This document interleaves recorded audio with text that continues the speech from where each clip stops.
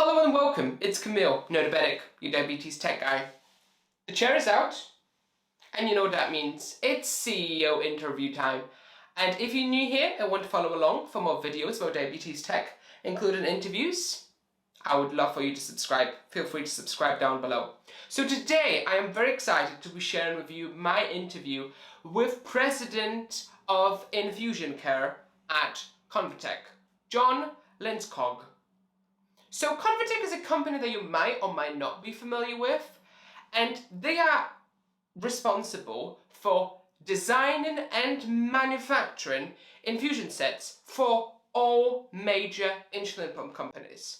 They work with Medtronic Diabetes, they work with Tandem, they work with Roche Diabetes Care, they work with Ypsomed, they work with Sooil, with the Dana pumps. It's quite a big company, and I am very excited to be sharing this interview with you. We covered so many topics, from the latest innovations with the 7-day infusion set and what's beyond. Loads of conversations about the environmental impact of infusion sets and what they're doing in this sector, and a bunch more. So hope you enjoy. And very important reminder, this video is not sponsored. Okay, so I hope you enjoy. Can you give us a 30-second overview of what you do, and from a person with a diabetes point of view, maybe some of the companies that you work with where your products are used? Yeah. Thanks very much for that, Camille. So ConvaTec is a medical device company. We are focused on making infusion sets primarily for diabetes, for insulin pumps. Where I am, and I'm the Chief Operating Officer for Infusion Care and responsible for that part of the business. We've been doing that for plus 30 years. We have 3 facilities, 1 in Denmark and 2 in the northern part of Mexico, that are solely dedicated to manufacturing the infusion sets that we develop and we make. And which pump companies do you work with? Probably don't know ConvaTec by the label itself, but we serve the product or sell the products in private label to our customers, and we are then the legal manufacturer of the products that we sell to them. So just to throw some names maybe to people who might be watching, so you work with Medtronic, you work with Tandem, Roche, right? Yes. We work with all the major ones, including also in Asia, Sooil and others. So we cover that. And Ypsomed as well, is that right? Ypsomed as well, yes. Wonderful. Do you have, so that's very broad kind of spectrum of pump companies that you work with. Can you give us a scale on kind of any indication on maybe, I don't know if you have numbers, like how many infusion sets you manufacture? So last year we made around plus 100 million infusion sets that were then sold to this host of customers. It is quite a big undertaking, and as I said, they come from these 3 facilities. Right, makes sense. Okay, so I want to dive into a couple of kind of key topics, starting with something I'm very interested in, which is the newest infusion set. Your partnership with Medtronic for the 7-day infusion set. Yeah. So to kick things off, how did you make an infusion set which normally would last 3 days? How did you make it last more than twice that, 7 days? Yeah, I mean, it's a good question. This is a collaboration project together with Medtronic. So they have developed certain features that we are then implementing into some of our technologies. And that has then provided the feature that you can actually use the infusion set for twice as long as you can with a normal infusion set, and that is a part of the proprietary knowledge that Medtronic provides, and a part of ours that we then combine. Right. Can you say what's different if you had to put the normal Mayo set versus the advanced, the 7-day one? As an end user, what are some of the tangible differences that someone would see? Yeah, I mean, you would see a different fixation dressing compared to the normal set. There would be a different tubing. and then there would be a different connector to the pump that has built in certain features, so as filters that are the differentiating between the ordinary set and the up to 7-day infuser set. ConvaTec, it's been CE marked, and it's been out in a couple of countries around Europe. Do you have any feedback from users at this point about it? Do you have any feedback to share from users about what their experience has been like? I think that was announced yesterday or day before yesterday at the American Diabetes Association conference, where Medtronic had a document out that stating that I think it was 75% of the users preferred that infuser sets to what they had been using so far. Right. So I would say that's a very positive feedback, and you know the user convenience was of course a strong driver in this preference. So that's what we have seen. Right, and kind of leading on from that really positive response. There has been some communication a couple of months ago from Medtronic actually about some of the manufacturing issues, difficulties with the Advance. So if I just read a super quick extract, due to manufacturing challenges caused by the COVID-19 pandemic, current production capacity at our supplier does not allow us to meet the growing demand for Minimed Myo Advance. We expect limited availability until later this year. Do you have anything you can share on that at this moment? Is this something you're working on? Yeah, of course. I mean, it's of course very unfortunate that we are unable to supply the products that are being requested. The thing is that we are in the process of upscaling our manufacturing capacity on that particular line of products, and right. Those lines have been delayed in the implementation due to all the restrictions that took place during the COVID-19, and you know is still in effect in some areas. So therefore, there's been a delay in it. We are pushing everything we can to get it out as fast as possible. So I mean, we're working around the clock to get that fixed, and hopefully, as Medtronic announces, we will be able, to comply with the demand later this year. I think the 7-day infusion set is really a big deal. I mean, I would say, in my experience, it's probably one of the biggest kind of developments in infusion sets, because they kind of were very static for a number of years, and it seems like finally a leap forward. Okay, so another leap forward, Lantern. What is Lantern, and as the end user, how would so for context, this is a technology that you are developing now, which is in development. So how would a Lantern infusion set be better for the end user compared to the existing tech that we have now?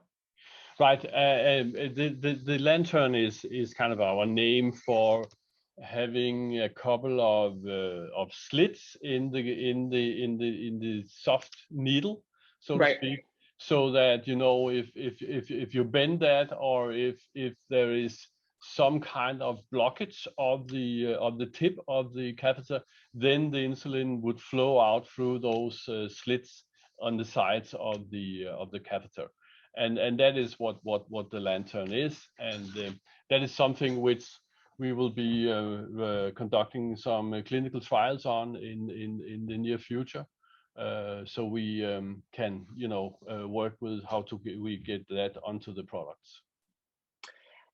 So basically, holes in the actual infusion, so that there are more areas for the insulin to be distributed under the skin. Yes. So there are more openings in the small soft needle, where the insulin would flow from. Right, and so that is technology that you developing on your own. Yeah, that's true. So it wouldn't be exclusive to a particular pump partner, like with the 7-day infusion technology has been developed with Medtronic, so it will only be for Medtronic pumps, but Lantern will be available to Tandem, Roche, etc. I think that's a little bit too early to say. Okay. First of all, we need to, as I said, conduct those clinical trials before we can actually, decide on how we're going to roll that out. Idea on timelines on when we can expect any progress on lantern? Yeah, I would like to get back to that. I must Okay. admit I don't have the clinical program right on the top of my head, so I need to dig into that. I bet.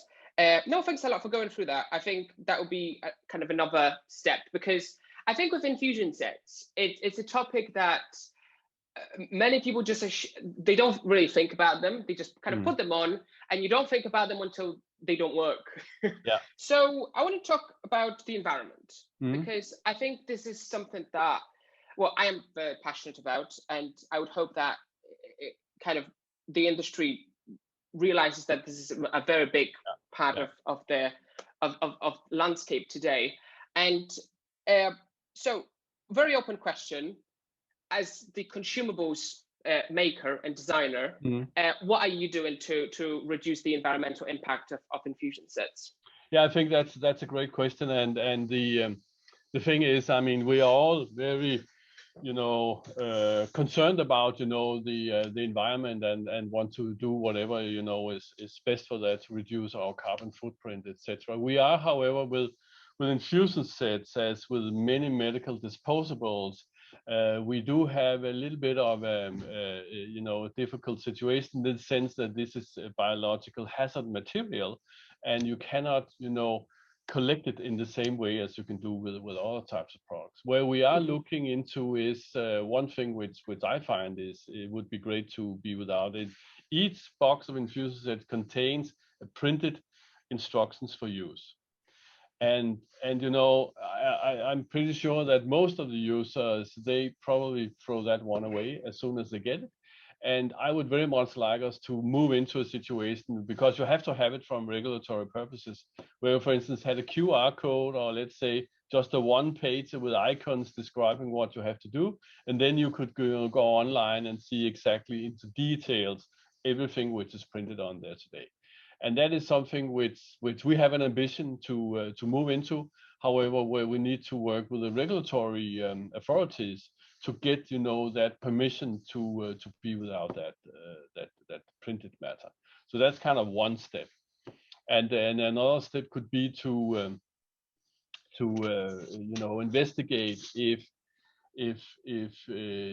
reused plastics could be used in our products. So it's kind of recycle type. But again, there we have a difficulty in obtaining that in the medical grade, which is necessary for our products. So we have an ambition about making it more environmental friendly. However, I believe it's going to be small steps before we can actually move to something which would fulfill that ambition completely. I'm so glad you brought up that booklet that's in each infusion set, because I've been using a Medtronic pump for a number of years before I transitioned to Omnipod, and it is something that you kind of think, I'm using this every single month. There is honestly no need for this booklet to be in this box. Yeah.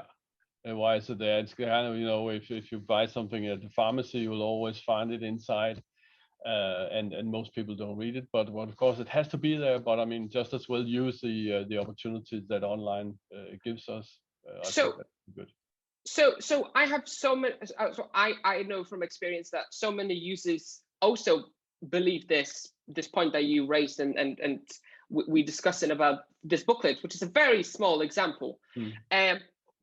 Is there anything that we can do as end users, as people living with diabetes, to kind of inform regulators about it, and any kind of ways that we can help push the regulation in this direction?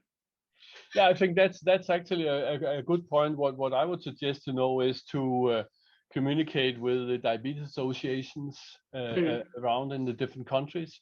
I think that might be the way to influence regulators and notified bodies about this. And I think to the whole environmental agenda, it would play well into that. That makes a lot of sense. And you mentioned, I think in your point, you also, there was a lot there, so I want to unpack that. You mentioned recyclability and kind of the challenges again, and probably regulatory challenges with that. I don't know, from my kind of simple thinking, would it not be possible to come up with a set which allows you to reuse the tubing, for example, where just the part which is on the body is changed every couple of days? Have you investigated that, maybe? There is a requirement, again, here is a requirement that the product that you're using is a sterile one. Right. And therefore the way to deal with that is that every time that you change your infusion set, you take a brand new one which is sterile. Right. And breaking that sterile chain is not something which we can do. Right. So therefore I think that that has to be investigated further, and of course also be something which could be taken into a dialogue with the regulatory authorities. Okay, perfect. I will be watching very, very closely to see progress on that QR code with the booklet. If there is any updates, I would love to stay in touch and keep that, be informed on that. Yeah. And another topic, speaking of infusion sets more broadly, is choice. With your pump partners, let's say Tandem, for example, because we've talked about before, they have a number of infusion sets available. So all of your pump partners, which you make. Yeah. And are there any resources for people living with diabetes, for example, which help choose the correct infusion set? Because I think in so many cases, you just are given one when you start your pump therapy, and that's kind of what you keep for the rest of these, right? Yeah. So, any insight on that? Well, I think it's a good question. I mean, we have a web page where you can actually see the different products, and there's description about what the features are. Right. But typically we do not engage in the training of the customer. That is actually our partners that do that. They offer the whole system.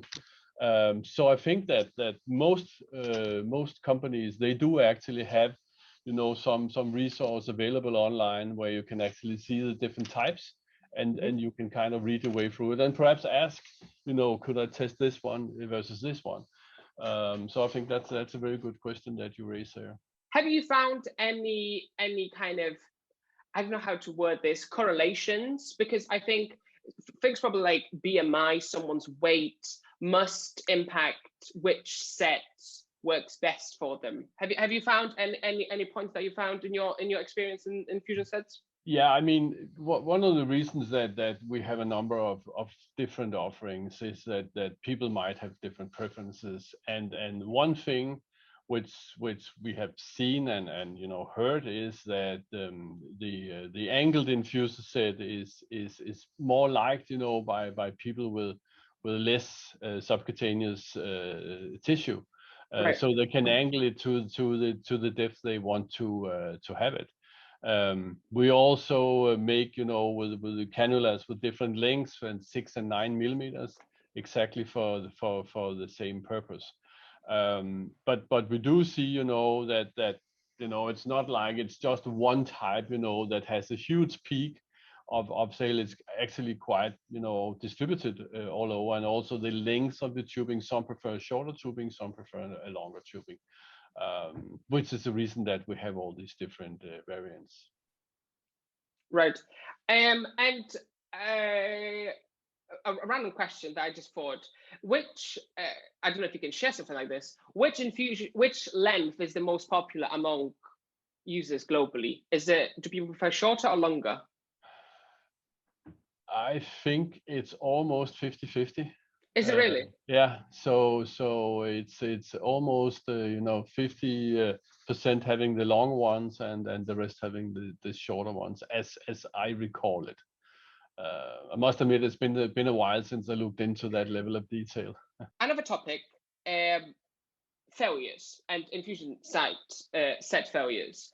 Like I mentioned previously, infusion sets is something that most users, I would probably say, don't really think about that much. They just expect them to work, and they do think about them when they don't. So another kind of open question to kick things off. Are you aware of, or are you working on any solutions, whether that's hardware or software, to tackle site failures and occlusions? Yeah, it's a you know it's a big question in the sense that we do get reports of the failures that people they inform our customers about, and we do make investigations on it. What was wrong here, or was there something wrong, and then report that back to our customers, and we of course use that information in our innovation and development of new products or changes to existing products. Right. And there is, I think, a relatively new area within infusion sets is actually technology helping to detect failures and kinks and cannulas, which, like you mentioned, are possible. There is a company that I've been following for a while. I don't know if you're aware of them, Accu-Chek, and they created an algorithm to detect occlusions and failures in infusion sets. Are you developing similar technology, or maybe any news on that, on software solutions? Yeah, I mean, now we make the infusion set, and that is of course specified to work with a given pump. And then in the pump you have the software, which control the level of infusion, and of course also detect if there are any blockage or anything like that in the infusion set. So the part of let's say the software development is actually not something which we participate in actively. That is something that our partners work on. Okay, that kind of covers it. Time for the final five, which is the final five rapid fire questions. What do you think infusion sets will look like in 2040, in 2 decades? That's a really great question. I think you'll see sets that can be used for a longer period of time than today, and you'll probably find something which would be a lot easier to dispose of in an environmental friendly way. And it will be very simplistic to actually use them, and that's kind of how I see that develop. Second, aging population. What are your solutions to, for example, an 80-year-old person with diabetes wearing infusion sets with skin that is less springy, for example? Is this something that you have been thinking about? It is something that of course we think about. We do believe that with the products that we have today, we have something which is very convenient to use, and also has a quality where the skin elasticity will not kind of be making it difficult to use such a product. But I think it's a very good question, and I'll definitely ask our R&D people how we should look into this. Third question, I hope you can answer this. So because you make infusion sets for different companies, for example, the adhesive glue that you use in infusion sets for Medtronic infusion sets, for example, is it the same chemical, is it the same glue as you use in different pump partners, or are they all different chemicals? The fixation dressings that we use are generally the same, but there's some which are different to that one, and particularly the extended wear infuser set has a different fixation. Fourth, for example, QuickSet is a Medtronic only infusion set.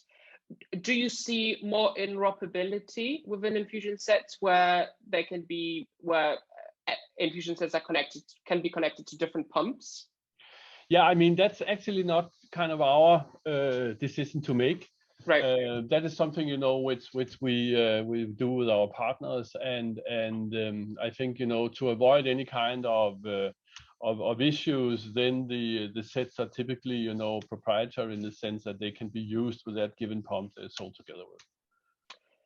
Makes sense. And final, which is very UK specific, Brexit. What has your experience been like from January, importing infusion sets from your Denmark side to the UK? Have you experienced any delays in UK customs? No, we have not, because we don't ship directly to the UK. So we ship to kind of one hub for our partners, and then they ship from there. So if there had been any kind of delays, I mean, we wouldn't have seen it, but we probably would have heard about it. I have not really heard about it. I mean, we follow, of course, all the regulations that are necessary now to export into the UK, or you know, making the products available in the UK. So, you know, we monitor closely, you know, what are the guidelines, and what is it that we have to adhere to. But I haven't heard anything about any delays in that sense. Okay, so in that case, bonus question: what are your contingency plans for? So I mean, you know, consumables is something that has to be delivered on an ongoing basis. Yeah. Let's say there's a massive tornado or an earthquake in Mexico, and your production facility is destroyed. What happens? Well, the contingency plan to know is that, first of all, we don't have one facility, we have 3 facilities. So that's part of the contingency. Then we have inventories that, you know, will give us some time. And then, as I talked about, we will increase, you know, the capability of making products, also with, you know, some peaks in terms of demand, as well as we will improve the resilience of the whole supply chain. So we will not be blocked out because there's a vendor in a given country that for some reason would be unable to ship products to us. So that's the contingency that we have in the system.